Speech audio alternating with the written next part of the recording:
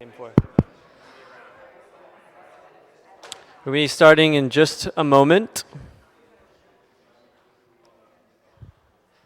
Okay, my name is Jason Moore, and it is my pleasure to introduce Matt Smith from Central Florida. And Matt, since we're starting a moment late, I'll let you just jump right into it. Okay.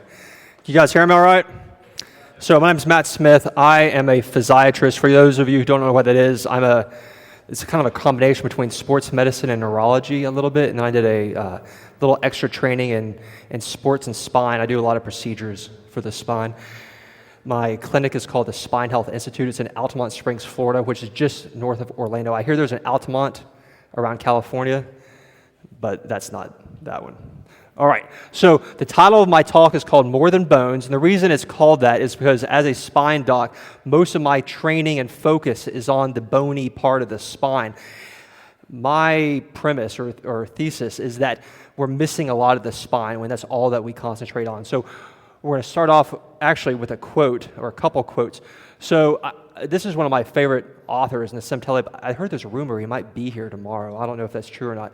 Anyway, he's famously known for saying that you shouldn't quote people, but I'm quoting him, and it's from his book of aphorisms, The Bed of Procrustes, and it's modernity's double punishment is to both make us age prematurely and to live longer, and then we're all a bunch of contrarians, and Oscar Wilde, I think, shares some of that same spirit, and of course he's famous for saying everything popular is wrong. So one of my contrarian viewpoints is the way we look at spine as a medical profession, maybe, if not wrong, incomplete.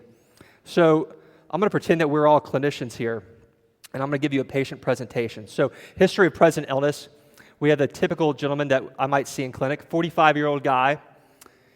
He's coming in with low back pain around his right butt. Past medical history, he's got insulin-resistant diabetes mellitus, a little bit of sleep apnea, reflux. He's got some arthritis in other areas, a little psoriasis, maybe a little hypercholesterolemic. The social history, fairly clean living guy. He likes to eat the standard American diet. Functional history, more or less the same, doesn't exercise quite as much as he should. Review of systems, nothing too scary. When I say scary, I'm thinking infection and cancer, right? So I'm thinking pain that awakens you at night, unintentional weight loss, things like that. Nothing too scary. Vitals, he's a little overweight. He's not a weightlifter. This is not because he can squat 500 pounds. He's just a little fat. From his physical exam, kind of an average build, what you would kind of expect from your everyday guy. So get some x-rays, nothing too scary. We think this might be a little bit of sacroiliac joint problem, which we think probably happens maybe up to 15% of the time.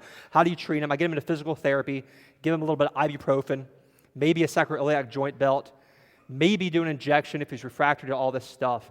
You know, your kind of standard stuff. So I've done that, but have I fixed the problem? Let's look at another patient. So similar 45-year-old guy. This time he doesn't come in with butt pain, but he comes in with hand pain. He's got some red